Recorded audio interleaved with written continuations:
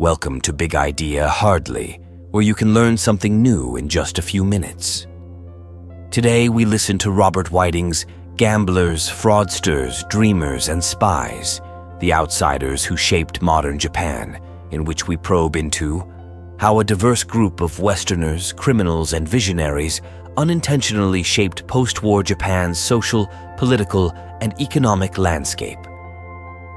Robert Whiting has lived in Japan since 1962 and is considered one of the foremost experts in the country. Don't go away. Hardly, the editor, will be right back with the story.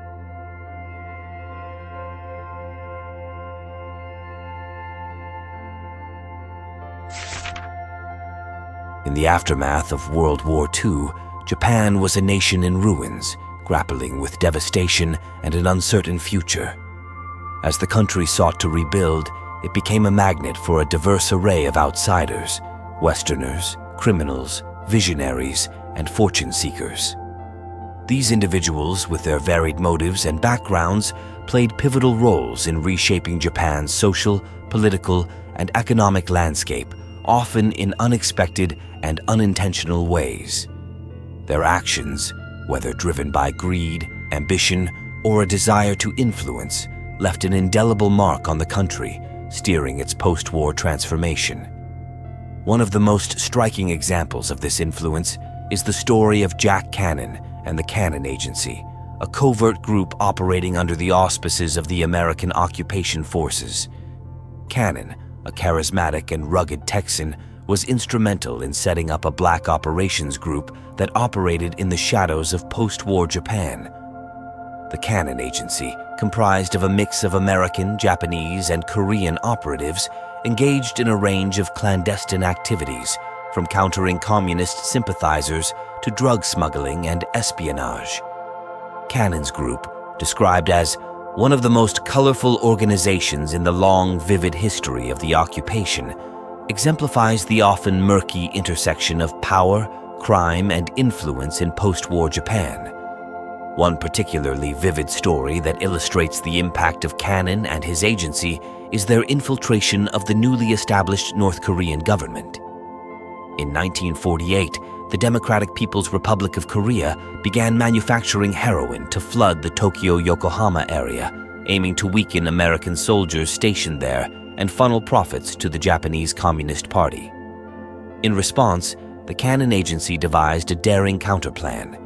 They posed as a Yakuza gang, traveled to Pyongyang, and struck a deal with North Korean generals to distribute the heroin. However, instead of selling the drugs, they stored them and claimed the shipments were lost at sea, prompting the North Koreans to send more. The Cannon Agency's operations ultimately led to violent shootouts with real Yakuza gangs and significantly disrupted the North Korean drug trade. This tale of deception and intrigue underscores how a group of outsiders wielded significant influence, often blurring the lines between legal and illegal activities. Another compelling example is the role of foreign visionaries in shaping Japan's post-war economic landscape.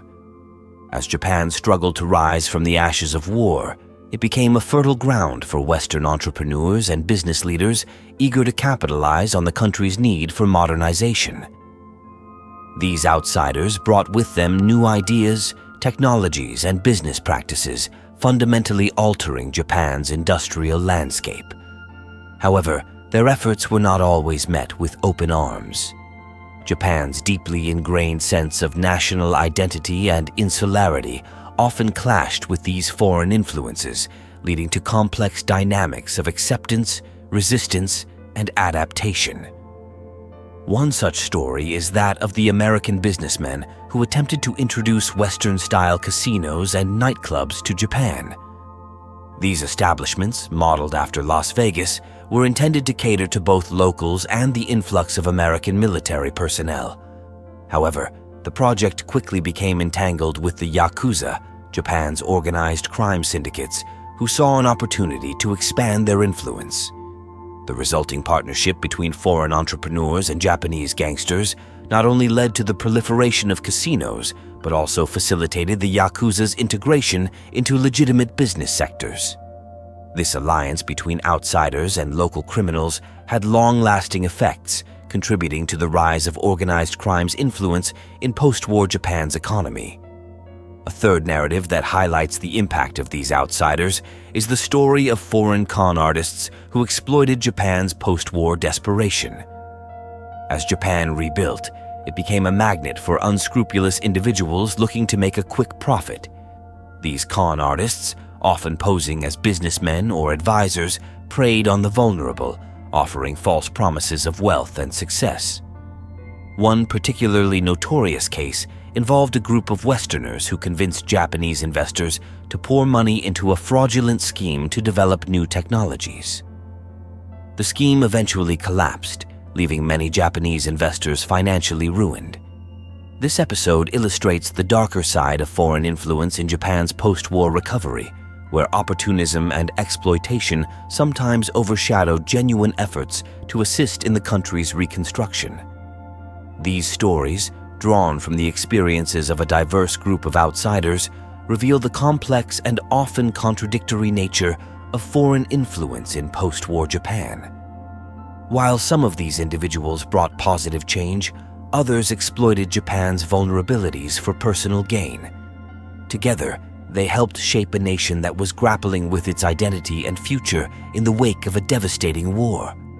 As the editor of Hardly, by learning from these accounts, we can better understand how external influences, both positive and negative, can shape a nation's trajectory, and we might even apply this understanding to navigate the complexities of global influence in our own time.